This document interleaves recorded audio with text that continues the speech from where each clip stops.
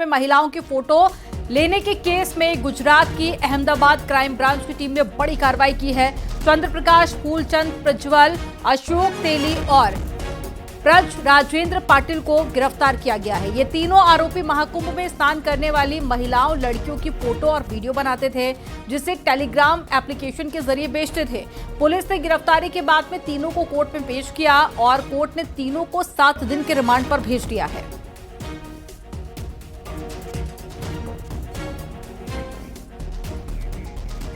और अहमदाबाद से संवाददाता नवीन झा जुड़ गए हैं।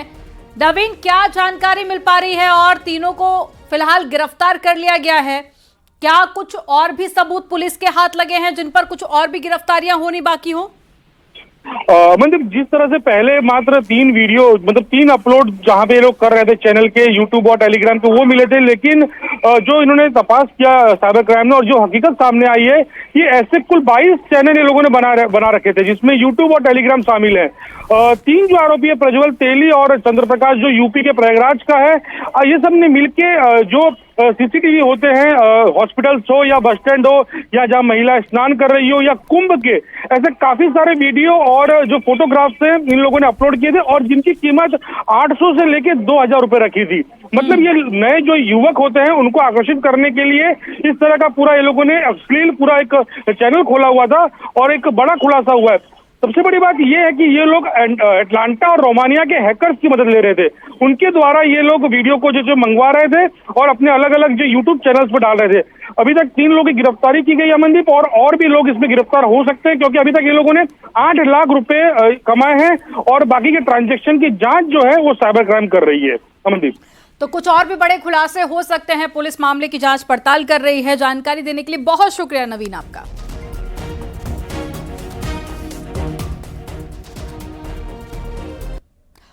मेरठ में दिल्ली रोड की पुरानी मस्जिद मेट्रो और साथ ही रैपिड कॉरिडोर के बीच में आने की वजह से हटाई जा रही है। आपसी सहमति से इस मस्जिद को गिराने का काम शुरू हो चुका है। जुमे की नमाज के बाद में मस्जिद प्रबंधन से जुड़े लोगों ने मस्जिद पर हथौड़ा चलाया।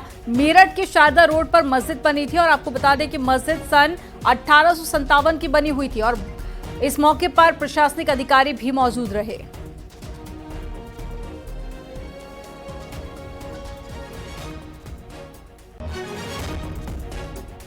एसपी सिटी साहब कल आए थे, वो बोले भाई इसे आप हटा लीजिए, लिहाजा हम पे ऑर्डर आए हुए हैं, हमें इसकी एप्लीकेशन लगानी है और इसे आप नहीं हटाओगे आज तो हम कल को इसे बुलडोजर से हटा देंगे। ये आपकी मस्जिद है, अपने हाथ से हटा लोगे तो बेहतर है। तो आप लोग खुद ही हटा। अभी हम फिलहाल अपने हाथ से लगे हुए हैं, लेकिन हमें लेबर नहीं मिल पा रही। लेबर ना होने की वजह से हमारे मस्जिद नहीं ढाई जा रही, तो हम एसपी सिटी साहब से इल्तिजा करते हैं, अपने हाथ से अपना हटा लो, बेहतर है। गोरखपुर में पिछले साल बनी 4 मंजिला मस्जिद के ध्वस्तीकरण का आदेश हुआ है और घोष कंपति चौराहे के पास में नगर निगम की 47 डिसमिल भूमि के एक कोने पर मस्जिद बनकर तैयार हुई है। मस्जिद को लेकर दावा है कि बिना प्राधिकरण से नक्शा पास कराए ही मस्जिद का निर्माण कार्य कराया गया, जो कि अवैध है। प्राधिकरण ने 15 फरवरी को मस्जिद के मुतवल्ली शुएब अहमद के नाम नोटिस जारी किया था और हिदायत दी है। नोटिस में कहा गया है कि ध्वस्तीकरण का आदेश जारी होने के 15 दिन के अंदर खुद ही अवैध निर्माण ध्वस्त कर लिया जाए, वरना प्राधिकरण इसे ध्वस्त कराएगा। प्राधिकरण ने यह भी चेतावनी दी है कि ध्वस्तीकरण पर होने वाला खर्च निर्माणकर्ता शुएब अहमद से वसूल किया जाएगा।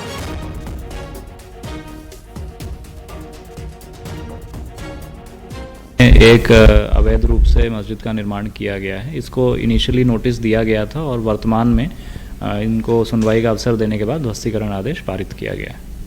तो वो लोग कह रहे हैं कि हमको कोई और नोटिस नहीं मिला है, जबकि हमने 600 स्क्वायर फीट में ही बनाए हैं। नहीं, देखिए, विधिवत नोटिस दिया जाता है और हमारे प्रवर्तन ऐप पे भी वो दर्ज होता है। जब काम चल रहा है उसके भी फोटोग्राफ्स होते हैं और साथ ही साथ अब जो इनको डेमोलिशन ऑर्डर किया गया है इसमें भी समय दिया गया है, जिसके विरुद्ध ये लोग अपील में अभी आयुक्त महोदय के यहाँ गए हुए हैं। तो वहाँ पर 25 तारीख को जो सुनवाई होगी वहाँ पर पक्ष रखा जाएगा दोनों तरफ से और फिर जो भी निर्णय होगा उस पर अग्रिम समझौता अगर कर लेंगे तो ऊपर वाला फ्लोर गिरा देंगे, कोई मसला नहीं है। बस हम शहर का अमन चाहते हैं, खुशहाली चाहते हैं। ये नहीं कि ज़रा सी बात पर नुक्ताचीनी करो, ये करो वो करो। जो हम लोग देखिए जो है हैं, सीधे साधे भोले भाले लोग। घोष कंपनी पे मौजूद अबू हुरैरा मस्जिद को जीडीए की तरफ से ध्वस्तीकरण का नोटिस दिया गया है। जीडीए ने अपने नोटिस में साफ लिखा है कि 15 दिनों के अंदर इस मस्जिद को गिरा लिया जाए, अन्यथा वो इस मस्जिद को ढाएंगे और उसमें जो भी लागत आएगी वो मस्जिद कमेटी के लोगों से वसूला जाएगा। दरअसल ये पूरा जो विवाद है, ये पूरा विवाद नक्शे को लेकर हुआ। जीडीए की तरफ से ये कहा जा रहा है कि इस मस्जिद का नक्शा पास नहीं है, इस कारण इसे ढाया जाएगा, जबकि जो मस्जिद प्रबंधन के लोग हैं, मस्जिद के इमाम हैं, उनका ये कहना है कि ये लोग जीडीए में गए थे और तब उनको वहाँ पे बताया गया कि अगर 1000 स्क्वायर फीट से कम की ज़मीन है तो वहाँ पे नक्शा पास करने की ज़रूरत नहीं होती है, इसलिए हम लोगों ने नक्शा नहीं पास कराया। अब जीडीए हमको नोटिस दे दी है ध्वस्तीकरण का। झांसी में शादी समारोह में जमकर डांस करने के बाद में जीजा की अचानक से मौत हो गई। साले की शादी में डांस के बाद में दीपक खाना खाकर बैठे थे और अचानक से बेचैनी होने के बाद में दीपक कुर्सी से नीचे गिर गए। जीजा की मौत के बाद में शादी के घर में मातम छा गया। पुलिस ने शव कब्जे में लेकर पोस्टमार्टम के लिए भेज दिया है। पूरा मामला गुड़सहाय के पठा गांव का बताया जा रहा है। मृतक दीपक मिश्रा 33 साल का था, जो महानगर के शिवाजी नगर के रहने वाले हैं।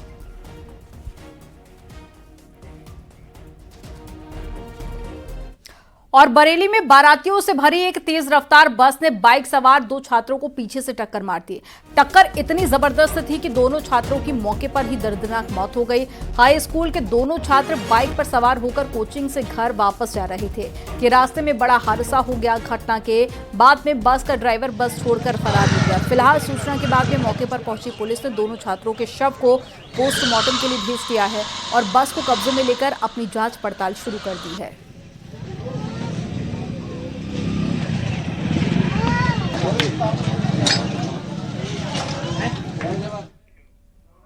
और महाकुंभ में रिकॉर्ड स्नान जारी है। आज 1 करोड़ 16 लाख से ज्यादा लोगों ने स्नान किया। अब तक 59 करोड़ से ज्यादा लोग स्नान कर चुके हैं। एक बड़ी खबर आपको बता रहे हैं, जितना अनुमान लगाया जा रहा था महाकुंभ शुरू होने से पहले, ये आंकड़ा उससे बहुत ज्यादा है और हर दिन करोड़ों की संख्या में लोग पहुंच रहे हैं और अब तक 59 करोड़ लोग महाकुंभ में स्नान कर चुके हैं। और ज्यादा जानकारी के साथ में ग्राउंड जीरो से हमारे साथ में धारा सिंह जुड़ गए हैं। धारा, जैसे जैसे दिन अब नजदीक आते जा रहे हैं महाशिवरात्रि को, लोगों का उत्साह और ज्यादा बढ़ता जा रहा है और यही नतीजा है कि हर दिन करोड़ों की संख्या में लोग पहुंच रहे हैं और संगम में स्नान कर रहे हैं। कैसी तस्वीरें आपके आसपास है और कितना उत्साह है? अमनदीप, महाकुंभ में आज 1 करोड़ 16 लाख लोगों ने स्नान किया है। ये आंकड़ा 59 करोड़ 19 लाख पहुंच चुका है। तो इससे अंदाजा लगाया जा सकता है कि श्रद्धालुओं में कितनी आस्था है कि पतित पावनी त्रिवेणी में वो लगातार आस्था की डुबकी लगा रहे हैं। मेरे ठीक सामने, कि मैं अपने सहयोगी को कहूँगा को तस्वीरें दिखाइए कि यहाँ पे ये श्रद्धालुओं का वो सैलाब है जो देश के कोने कोने से, तमाम राज्यों से लगातार संगम की ओर पहुँचा है। वहाँ पे संगम में आस्था की डुबकी लगाकर अभी अपने गंतव्य की ओर बढ़ रहे हैं। ये कतारबद्ध भीड़ 24 घंटे चलती है। हालांकि इन श्रद्धालुओं के सुविधा और सुगमता को लेकर लगातार यहाँ पे मेला प्रबंधन की ओर से तमाम इंतजामात किए गए हैं ताकि इन श्रद्धालुओं को कोई असुविधा न हो। तो कहीं ना कहीं ऐसा भी है कि इन श्रद्धालुओं को पैदल भी चलना पड़ता है, लेकिन जैसे ही ये संगम में आस्था की डुबकी लगाते हैं तो कहीं ना कहीं इनकी थकान मुस्कान में बदल जाती है। हमारे साथ कुछ श्रद्धालु हैं, हम उनसे बातचीत भी करेंगे। आप कहाँ से आए हैं? आपने संगम में स्नान किया है, क्या कहना चाहेंगे? मैं नोएडा से आया हूँ, मेरा नाम कौशल पवैया है। बहुत ही अद्भुत दृश्य है, बहुत ही अद्भुत दृश्य, अकल्पनीय, अवर्णनीय, कमाल हो गया। प्रशासन ने जितना व्यवस्था बनाई है वो कल्पना से बाहर ही है। कितनी सुंदर व्यवस्था है, कितना बढ़िया आनंद आ रहा है। सारे लोग बिना धक्का मुक्की के, बिना शांति से, बिना किसी वाद विवाद के, और सबसे बड़ी बात तो जो प्रशासन के, पुलिस के अधिकारी लोग हैं वो कितना मधुर बोल रहे हैं, कितना अच्छे से बात कर रहे हैं। गजब, कमाल हो गया, कमाल हो गया। मैं नाम किसी का नहीं लूँगा, लेकिन शब्द नहीं है मेरे पास। बहुत बहुत धन्यवाद। क्या कहना चाहेंगे? मैं सागर तो से आया हूँ, श्रद्धालु मध्य प्रदेश अपनी से। संतुष्टि और जैसा जाहिर कि कर रहे हैं इन्होंने व्यवस्थाओं को लेकर और सरकार का धन्यवाद कर रहे हैं। जानकारी देने के लिए बहुत शुक्रिया धारा आपका। और महाकुंभ में जाने के लिए एक तरफ जहां पर कानपुर में श्रद्धालुओं की संख्या रोजाना बढ़ती जा रही है, तो वहीं पर दूसरी तरफ रेलवे की जिम्मेदारियां भी बढ़ गई हैं और इसको लेकर महाशिवरात्रि को लेकर भी सुरक्षा व्यवस्था का जायजा लेने खुद एडीजी रेलवे पहुंचे। उन्होंने जिले की पुलिस के साथ में रेलवे स्टेशन के सभी प्लेटफॉर्मों का निरीक्षण किया और अधिकारियों को उचित दिशा निर्देश भी दिए। रेलवे के एडीजी प्रकाश डी ने कहा कि सभी व्यवस्थाएं पूरे तरीके से की गई हैं और आगे भी रेलवे पुलिस सुरक्षा के लिए अलर्ट रहेगी।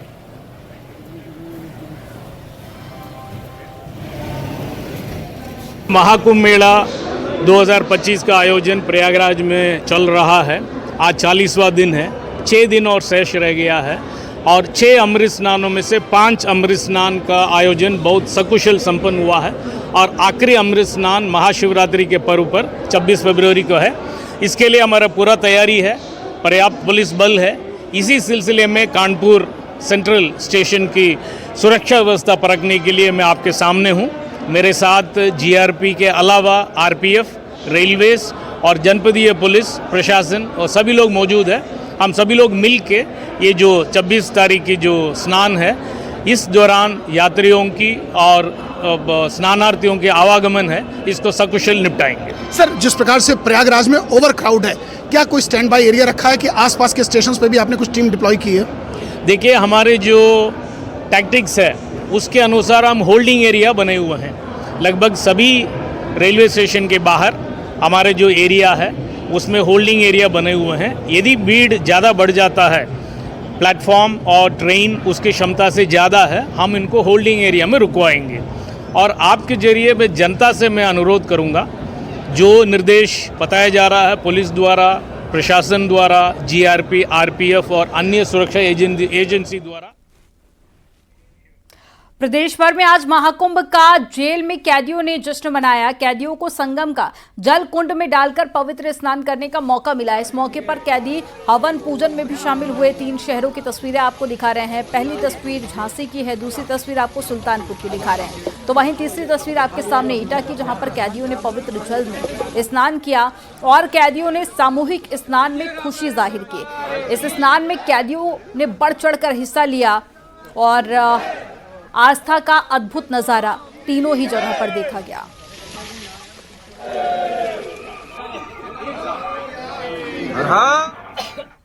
मेरठ की चौधरी चरण सिंह जिला कारागार के बंदियों ने भी प्रयागराज महाकुंभ की तर्ज पर दिव्य गंगाजल में डुबकी लगाई। प्रदेश के सभी 74 जिला कारागार में क्रमिक कुंड तैयार किए गए हैं। वहीं मेरठ जिला कारागार ने भी 12 कुंड बनाए हैं, जिसमें बंदियों ने आस्था की डुबकी लगाई।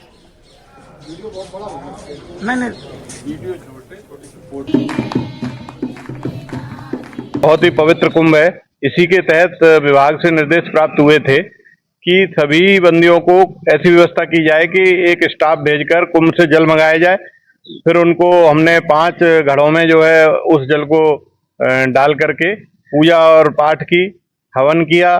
उसके बाद सभी हाथों में जो बड़े हाथे हैं जहाँ पर बंदी स्नान करते हैं, हौदियाँ बनी हुई हैं, उन हौदियों को सजाया गया।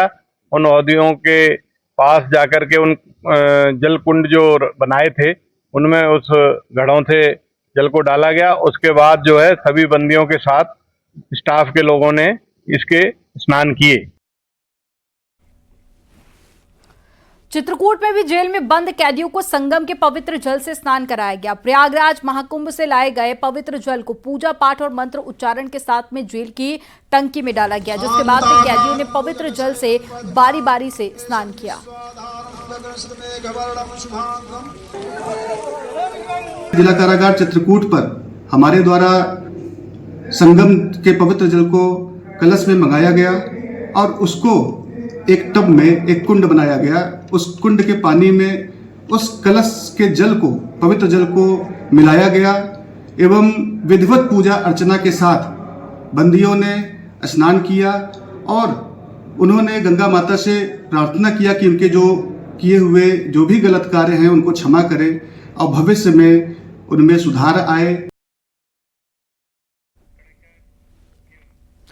महाकुंभ में संगम के पानी को लेकर केंद्रीय प्रदूषण नियंत्रण बोर्ड की रिपोर्ट को लेकर प्रयागराज और बिहार के 2 प्रोफेसर ने सवाल उठाए।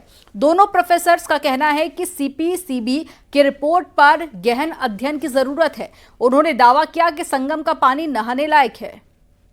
Actually central pollution control board का जो डेटा है वो बहुत इनकंसिस्टेंट है। इनकंसिस्टेंट इन द टर्म में एक ही दिन में डेटा जो दिखाता है कि बहुत हाई वैल्यू है, अगले दिन बहुत लो वैल्यू है, और इसी तरीके से ऊपर नीचे का वैल्यू जो है, तो इस पे कंक्लूड कर देना कि अनसेफ है नहाने के लिए, ये थोड़ा बहुत जल्दबाजी होगा। तो ऐसा नहीं है, बहुत रीजन से हो सकता है कि उसका बीओडी वैल्यू हाई हो सकता है।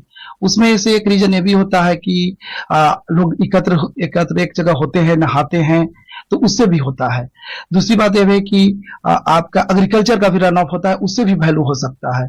तो लेकिन सबसे बड़ी बात है कि सैंपलिंग जो है, जो कब लिया गया है, कितने डेप्थ पर वाटर का लिया गया है, कितने दिन का डेटा पर आपने। किसी भी जल में अगर हमको पता करना है कि वो जल सीवरेज के द्वारा है, इंडस्ट्रियल इफ्लुएंट के कारण है, तो निश्चित तौर से उसमें हमको नाइट्रेट और फास्फेट का जो कंसंट्रेशन है वो उसमें इंडिकेट होना चाहिए या उसमें पता चलना चाहिए। तब हम जाके बता सकते हैं कि इसमें सीवरेज का पानी या इंडस्ट्रियल इफ्लुएंट कहीं न कहीं से यहाँ पे आया हुआ है। जब हम डाटा को ठीक से एनालिसिस किए तो हमको ये लगा कि ये दोनों के दोनों डाटा उसमें से मिसिंग है। अभी अगर मैं डाटा देखूं और उसमें डिजॉल्व ऑक्सीजन जो बहुत ही एक इम्पॉर्टेंट पैरामीटर है जल का, तो वो काफी बेहतर शो हो रहा है। जैसे कि मैं अगर बता सकूं तो उसमें 7, 8, 9, 10 mg पर लीटर तक उसमें दिख रहा है उस सेंट्रल पोल्यूशन कंट्रोल बोर्ड के डाटा में। तो ये मेरा मत है कि इसको और गहन अध्ययन की जरूरत है। यूपी बोर्ड की परीक्षा से जुड़ी बड़ी खबर है। प्रयागराज में होने वाली परीक्षा की तारीख टाल दी गई है। 24 फरवरी को होने वाली थी परीक्षा, महाकुंभ के चलते तारीख आगे बढ़ा दी गई है। अब परीक्षा की नई तारीख का जल्द ही ऐलान किया जाएगा। तो प्रयागराज में भीड़ काफी ज्यादा है, लोग दूर दूर से पहुंच रहे हैं प्रयागराज में संगम स्नान करने के लिए, और ऐसे में जो स्टूडेंट्स की एग्जाम की तारीख थी उसे आगे बढ़ा दिया गया है। लेकिन आगे क्या तारीख होगी इसका जल्द ही ऐलान किया जाएगा।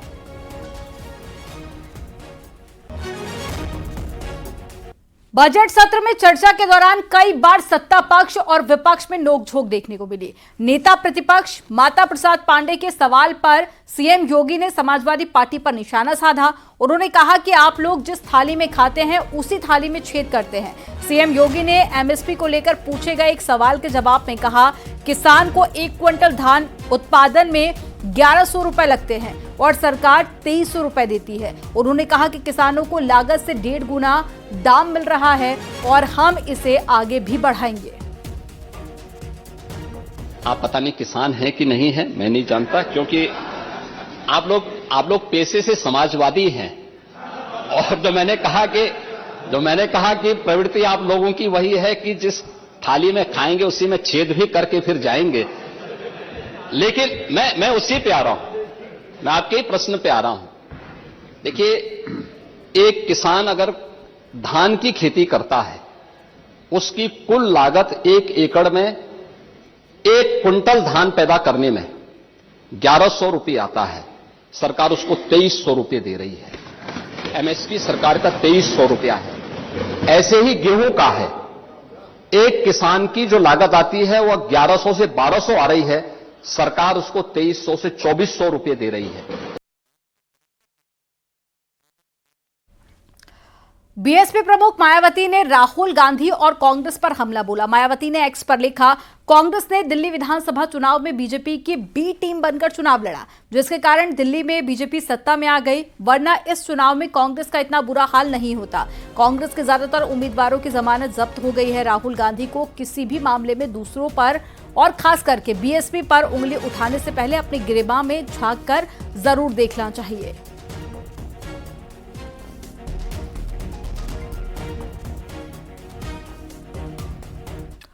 वाराणसी पहुंचे बीजेपी अध्यक्ष और केंद्रीय स्वास्थ्य मंत्री जेपी नड्डा ने बैठक की और सर्किट हाउस में स्वास्थ्य अधिकारियों के साथ में समीक्षा बैठक की। स्वास्थ्य सेवाओं के विकास कार्यों की जानकारी ली। इस कार्यक्रम के बाद में जेपी नड्डा काशी विश्वनाथ मंदिर पहुंचकर दर्शन करने पहुंचे, जिसके बाद में नमो घाट पर आयोजित काशी तमिल संगमम में शामिल हुए।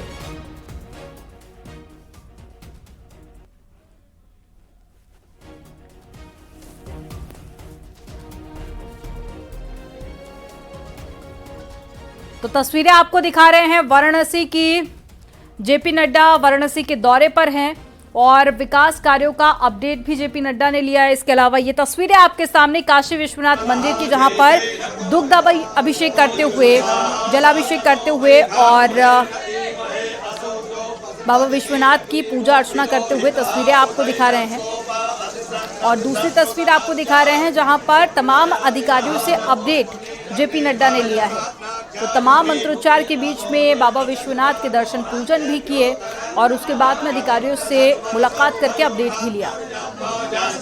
कुछ समय पहले जब भारत की नई संसद की बिल्डिंग बनी तो जो भारतीय संस्कृति के लिहाज से आज़ादी के साथ जुड़ा हुआ सिंघोल उस समय के प्रधानमंत्री जवाहरलाल नेहरू जी को दिया गया, वह सिंघोल जिसे पाश्चात्य देश से प्रभावित राजनेताओं ने उस सिंघोल को, जो एक तरीके से सत्ता का हस्तांतरण का सिंबल था, सत्ता का हस्तांतरण करने का वो माध्यम था, वह पहले आनंद भवन में उस सिंघोल को रखा गया और बाद में वो इलाहाबाद की म्यूजियम में walking stick of Jawaharlal Nehru के नाम से जाना गया। लेकिन जब प्रधानमंत्री मोदी जी को पता चला कि सी राजगोपालाचारी जी ने उस समय चोला डायनास्टी के, चोला वंशज के जो हमारे पंडित थे, जिन्होंने वेद उच्चारण और मंत्रों के साथ उसकी पूजा करके। जेपी नड्डा वाराणसी पहुंच चुके हैं और बीजेपी पदाधिकारियों के बैठक करने के बाद वो सीधे यहां पर सर्किट हाउस के हॉल में पहुंचे हैं और जो यहां के जो स्वास्थ्य विभाग के जितने भी यहां पे अधिकारी हैं, उनके विभाग से संबंधित जितने अधिकारी हैं वो यहां पर आए हैं। और तस्वीरों में देख सकते हैं कि आप ठीक जेपी नड्डा अभी तुरंत पहुँचे हैं और यहाँ पर सारे वो जो अधिकारी हैं स्वास्थ्य विभाग को लेकर के, स्वास्थ्य सेवाओं को लेकर के, वो यहाँ उपस्थित है और इन लोगों के साथ समीक्षा बैठक चलेगी। समीक्षा बैठक में ये तय होगा कि जो स्वास्थ्य सेवाएँ वाराणसी या फिर पूरे पूर्वांचल में संचालित हो रही हैं उसकी बढ़ोतरी किस प्रकार है। और इस बैठक में सबसे खास बात ये